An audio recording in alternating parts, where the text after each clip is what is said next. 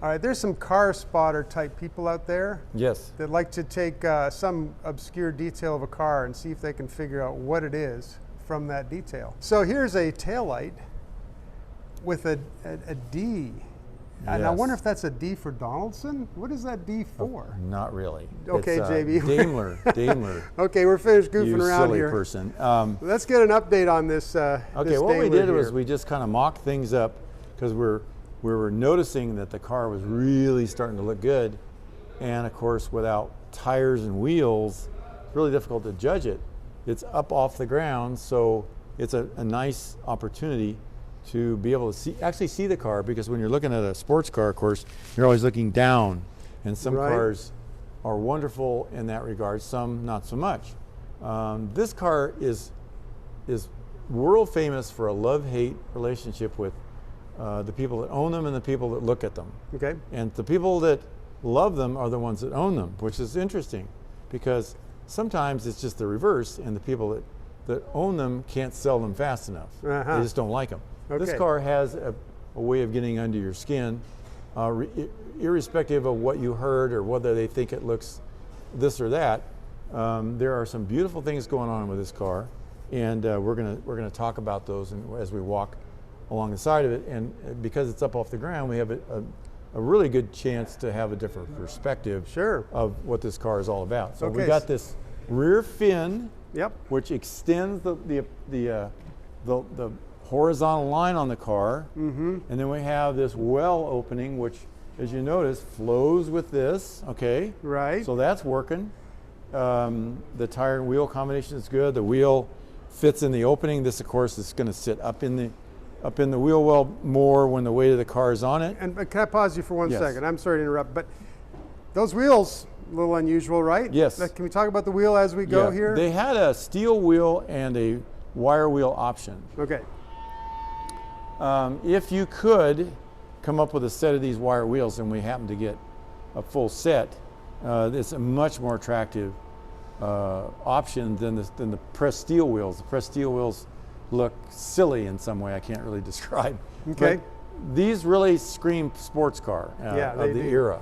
They have the knockoff and they have the knockoffs on them. So this is an upgrade for a Daimler Dart. And we were fortunate enough to have a set of these wheels. I think we have 5 of them, so we have a complete set.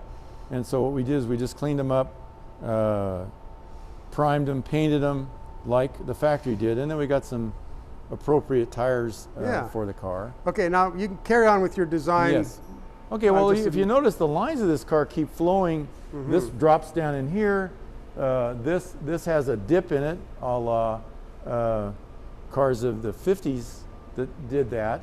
It created, it broke up the line of the car and made it look smaller. In this case, it didn't really need to look smaller, but now, because you squashed this line down, you made the car look longer, actually. Right. So that was the illusion. Dutch Darrin was famous for creating this, what they call the Darrin Dip here. Okay. And this car, of course, comes around after Darrin is around, so they may very well have used this dip in the body to create this sense of length, because now it's narrower, and so that accentuates the length, if that makes sense. Gotcha. Then you go forward, and see how beautifully this door fits. Now that wasn't always that way. No, I mean, going back to how this car was we spent a lot of time with door gaps. Yeah. Because we think it's really important visually, especially for a car like this. Yeah, I mean, those are so even and fit That's the whole so point. well. And of course, the doors open and close better. Does this door open? It does, yeah. Hey, how's it going, Oscar? Hey, look at that. It's coming together, man. It's turning into a car from pieces. Wow. Are you doing the doors now with the suspension? No, I'm doing the figure out like we have from the floor on the tires. We don't have the tires on. I put in weight on here. Yeah. So the suspension's carrying its normal weight. On the floor. Right. Because if you don't put it, this change all the gaps on the doors. Oh yeah, because it bends just a little bit. Right. The convertible, the same thing. Wow. The convertible move like this. Right. In this case, you tell me the need to be that way. Okay. twist. No. You see the windshield short and kind of cocked back. Yep. So that's all working for it. Now you pick up the front of the car and you have this line through here, which is a little controversial. I mean, a lot of people, like on an MG or something of the period, they would have just blanked this off. This is more expensive to build. This is why fiberglass has an advantage over stamped steel. Stamped steel is extraordinarily expensive to make the tooling to create the body. So a lot of cars die in the conception stage because you can't afford steel tooling. Fiberglass, or glass fiber, as it's referred to in Europe and England, England, right? Shows my age.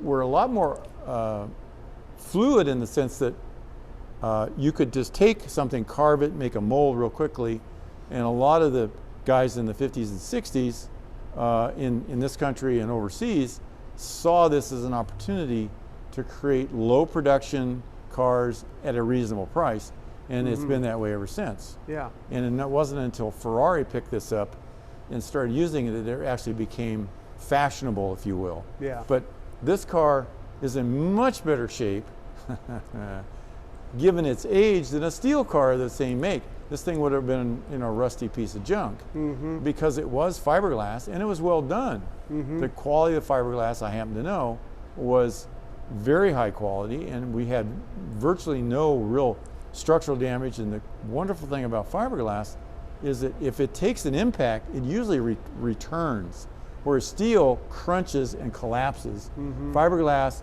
takes the blow and then returns to its original shape.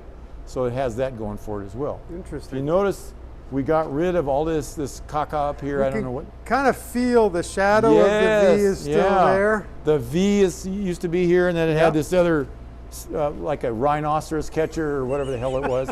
And we just said, no, that's not going back on. Right. And this is where the car really fell apart. When people did them stock, then they start putting all that gargoyle stuff on here. It just killed the look of the car. You couldn't look at the rest of the car because you're too busy looking at the silly grill thing. Yeah. It just completely distracted you. Yeah. And that's where a lot of people just lost it when it came to their critiques of these cars, not only in period, but after the fact. So if a car is beautiful, I mean, Cobra's a perfect example. It's just a simple kind of a poor man's Ferrari look. Yeah. And so, but it was clean and it was simple, and that's why people have taken to it so well. So same thing with the Daimler. Yeah, so your idea, of course, is, now when I look at it head on, I can't really even see, depending on my angle, I can't even see the V where it was. Right, you can kind of see the shadow line. Depending on depending on the lighting, I can.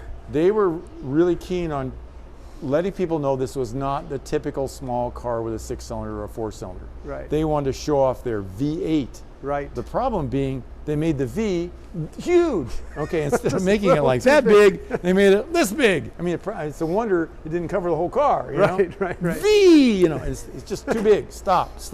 So it's got to go. We may even create our own little small tasteful V. Wouldn't put it past me. So now we look at this. The hood line flows in. When this becomes this car, we're praying will end up being silver because of the car we saw in a book. That what silver does is it tones everything down. When you have a busy body, and this is certainly a busy body, okay? Yeah. If you look at some other cars in this era, they're really plain looking, and that's part of their problem. Yeah. They disappear. MGB, perfect example. It's a nice design, but it's boring. Yeah. And let's be honest. I mean, you see one, you've seen 50 of them. They're all alike. Yeah. And yeah, they're kind of nice. You know, they're unoffensive. But my way of thinking about it is, if you don't even notice a car, you miss the point of the whole exercise. Yeah. It's supposed to grab you and talk to you and say, this is cool in some way or another. This car has it all in spades. It just was waiting for somebody to come along to say, okay, here's how we're going to fix the problems. We're going to stop making the front of the car so heavy and full of all this stuff, and we're going to take all that off and leave it off, and then do it in a color that's complementary. In my mind, the best color in the world would be silver with a red interior. So Okay. that's what we're going to do. On this side, we don't have the wheels showing, No, so we can see the disc but you can brakes see that and this the is a hub, disc the way brake it's car designed. with the knockoff hubs. Yep. And you know, because this car will go 100 miles an hour, there's no doubt about it. Yeah. It's got a big engine. Yeah. It's got a Hemi V8 in it. Okay, let me say that one more time. Hemispherically headed V8 aluminum block that will make an outrageous amount of horsepower. All you got to do is do some simple tricks to the engine to get a lot of horsepower. This car weighs nothing. Yeah, it's right. all of physics, you know. Low weight, high horsepower equals go. boogie. Okay. Right. So, you know, the same thing over here.